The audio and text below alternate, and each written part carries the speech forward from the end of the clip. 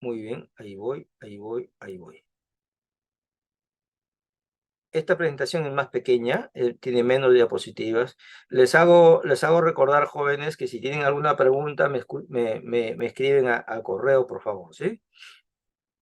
Vamos a ver. Ahí vamos. Ahora sí, Natalie, ¿se ve? Sí. Sí, sí, doctor. Ok. Muy bien, ahí vamos entonces. Ahí vamos. Bien, con esto terminamos. No son muchas diapos. Hablar de muerte materna y hablar de morbilidad materna extrema son dos cosas muy diferentes.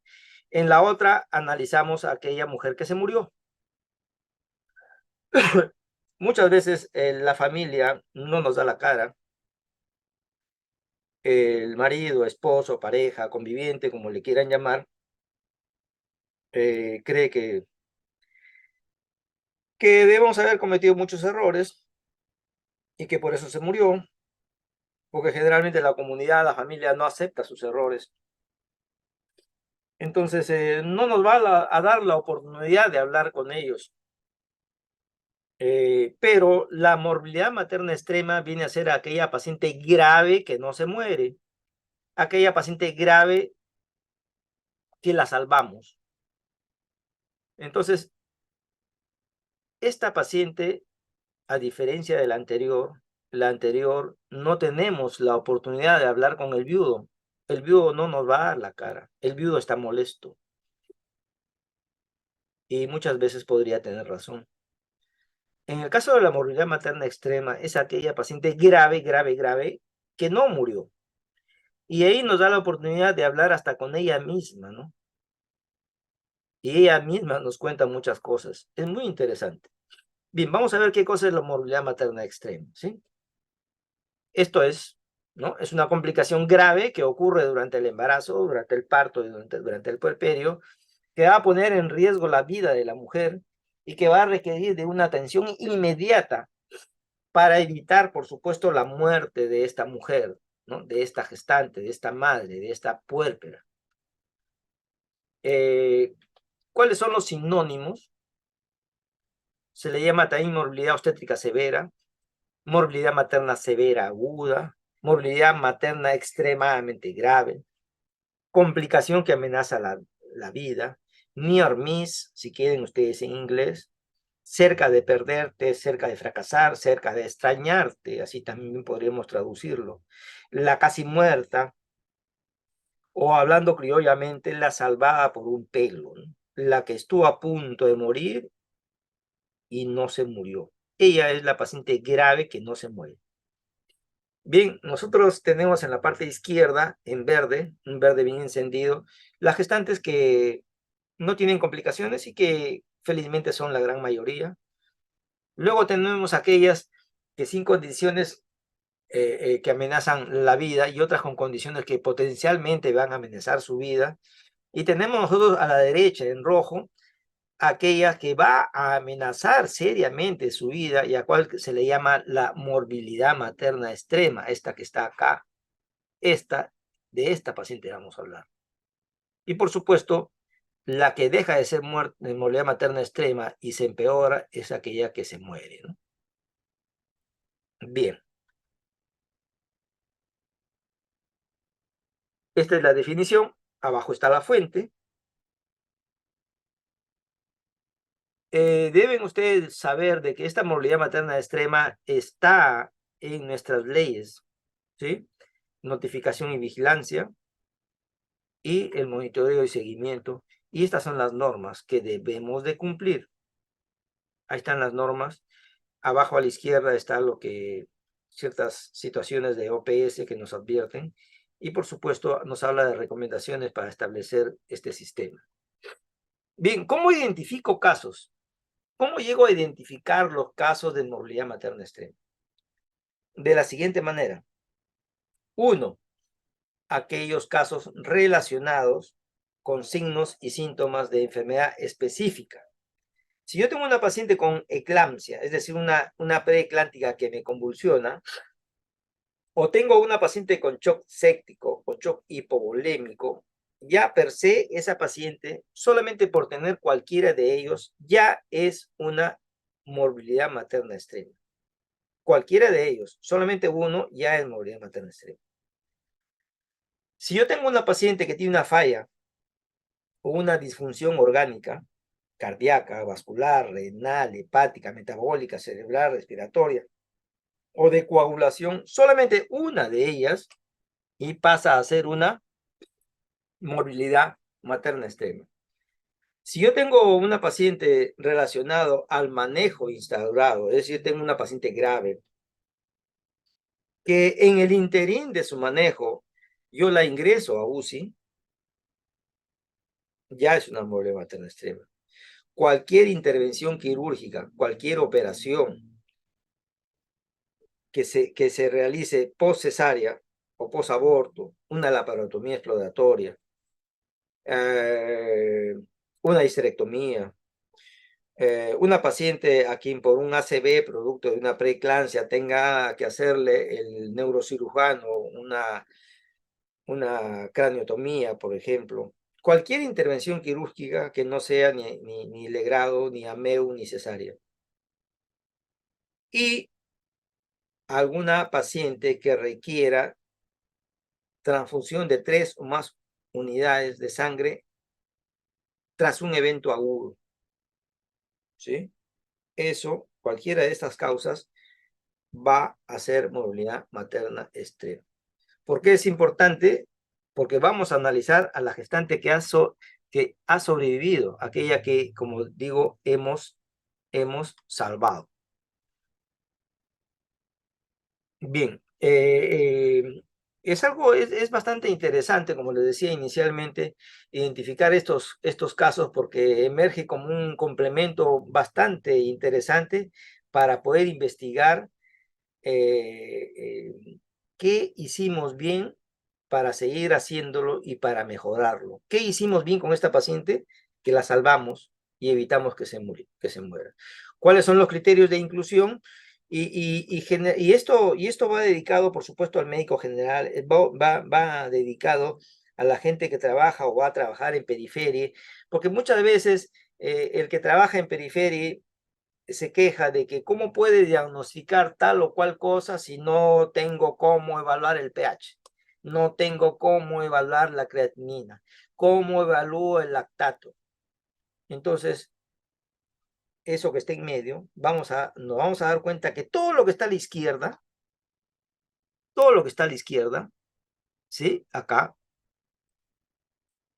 que es una cuestión clínica, nos vamos a dar cuenta que sí podemos hacerlo. Así que no utilicemos ese pretexto de que no tengo esto, no tengo lo otro. En estos últimos minutos, yo me voy a permitir explicarles que ustedes sí están en la capacidad de detectar la paciente grave. Empecemos por el tema de una insuficiencia cardiovascular, ¿sí? ¿Ok? Una insuficiencia cardiovascular. ¿Cómo yo me doy cuenta que la paciente está en shock? ¿Cómo me doy cuenta?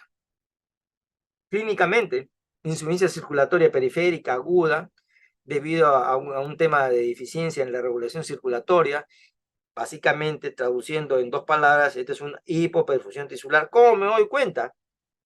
Si una paciente tiene hipotensión aguda persistente, es decir, ¿a qué le llamamos hipotensión aguda persistente? Aprende bien a tomar tu presión, y si tu paciente tiene una presión arterial sistólica de menos de 90, ¿sí?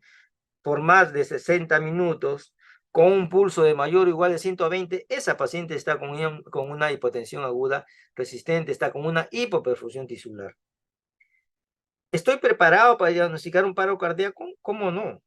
Si estudié medicina, estoy en capacidad para darme cuenta si esa paciente está en paro, que viene a ser un cese repentino de la función de bombeo del corazón. Bien, a la derecha está el laboratorio, perdón, en medio, y a la derecha está el manejo, ¿no? Sigamos. Respiratoria. ¿Me puedo dar cuenta que está en cianosis aguda? Por supuesto. Ahí está la definición.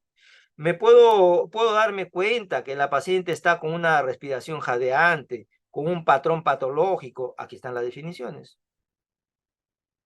¿Necesito otra cosa más? Taquidia severa, bradypnia severa, ahí están las definiciones. Lo único que tengo que hacer es fijarme, ¿no? Contar. Ahí está el laboratorio, inclusive los aparatitos que ahora usamos. Y si esta paciente requiere de intervenciones de manejo como intubación o ventilación, definitivamente ella encaja en esta casilla de insuficiencia respiratoria. Y así vamos por lo renal. No, pero ¿cómo me doy cuenta? No tengo creatinina, no tengo urea, pero sí puedes ponerle una sonda o sí puedes darte cuenta si orina o no orina, porque la función del riñón es esa, ¿no? Si tiene una diuresis menor a 0.5 mililitros por kilo por hora, o tiene menos de 400 mililitros en 24 horas, y es resistente a la administración de líquidos o diuréticos, pues esa paciente ya tiene un problema renal. ¿Necesito más cosas? ¿Necesito análisis de laboratorio? Aparte que no los tengo, ¿no? Probablemente que no los tenga. Así que si nos guiamos por la parte clínica, sí podemos. Bien, hematológico, ahí está, a la izquierda, las alteraciones de la coagulación desde el punto de vista clínico. En medio está el tema del laboratorio. Y así, de esa manera, seguimos con la insuficiencia hepática. No puedo medir bilirrubinas, oye, pero sí te puedes dar cuenta que tu paciente está como un canario, ¿no? La paciente está amarilla, ¿no? La paciente está ictérica, ¿no? ¿Y por qué está ictérica? Entonces sí puedo darme cuenta que está en una insuficiencia hepática. Trastorno neurológico, pues si está en coma, ¿sí? Si ha perdido prolongadamente el conocimiento, si ha convulsionado, si tiene clínicamente un accidente cerebrovascular, una parálisis o la paciente está en eclampsia, puedo yo afirmar que tiene un trastorno neurológico. Y así de esa manera también encaja lo que viene a ser la disfunción uterina. Aquella paciente con un choque hipovolémico de una hemorragia obstétrica aguda, severa, por atonía, por ejemplo, o aquella paciente que está en shock séptico por una pelviperitonitis, por una panendometritis, aquella paciente que se le tiene que hacer una histerectomía, ¿no? Otras cirugías o ingreso a UCI, esa paciente definitivamente encaja dentro de lo que es movilidad materna extrema. Bien, y ya para terminar, ¿cuáles son la metodología? ¿Cómo yo puedo compararme con otro hospital? Vamos a los indicadores para yo poderme comparar con otro hospital y decir, yo tengo más casos de morbilidad materna extrema. O sea, yo atendí más casos graves. Y aquí están los indicadores y son los siguientes, ya para terminar. A la izquierda está el nombre del indicador, se llama uno de ellos razón de morbilidad materna extrema. ¿Qué cosa es? ¿Cómo se define? ¿Y cuál es su utilidad? Va a indicarnos el número de casos de morbilidad materna extrema por cada 1000 nacidos vivos y va a evaluar la prevalencia y la calidad de atención. ¿Cómo lo obtengo? ¿Cuál es la fórmula? En el numerador pongo el número de casos de morbilidad materna extrema en un determinado periodo, arriba en el numerador. En el denominador pongo el número de nacidos vivos en el mismo periodo y el coeficiente de multiplicación es por 1000. Y así tengo yo el índice de mortalidad materna, que es la letalidad. Ahí está la definición operacional. Tengo el numerador, que es el número de muertes maternas en un determinado periodo, ¿sí? Y abajo, ¿qué tengo?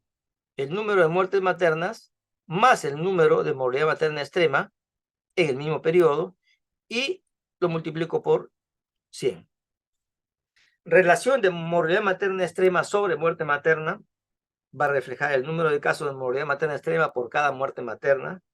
Evalúa la calidad de atención. Tengo yo mi numerador y tengo mi denominador. De la misma manera puedo obtener yo el porcentaje de gestantes con 3 o más criterios de inclusión y aquí está la fórmula. De tal manera que, por ejemplo, ya para terminar, jóvenes, vamos a suponer de que yo me comparo con otro hospital, un hospital A con un hospital B. Ambos tienen, por decir, 5.000 recién nacidos vivos al año. Vamos a suponer que a ambos se le mueren 3 pacientes, ¿ok? En el año, al hospital A se le mueren 3 pacientes, al hospital B también se le mueren 3 pacientes, tienen la misma cantidad de partos, tienen la misma cantidad de recién nacidos vivos. Entonces, hasta ahí, cualquiera podría decir, estamos empatados. Pero, ¿qué pasaría si el hospital A le dice, yo he tenido 50 morbilidad materna extrema? Y el hospital B dice, yo he tenido 10. Entonces, ¿quién ha salvado más pacientes? Por supuesto, el hospital A, porque el hospital A ha tenido 50 morbilidad materna extrema, es decir, tuvo 50 graves. En cambio, el hospital B solamente tuvo 10. Esa es la idea. Bien, jóvenes, se ha cumplido el tiempo, así que les agradezco.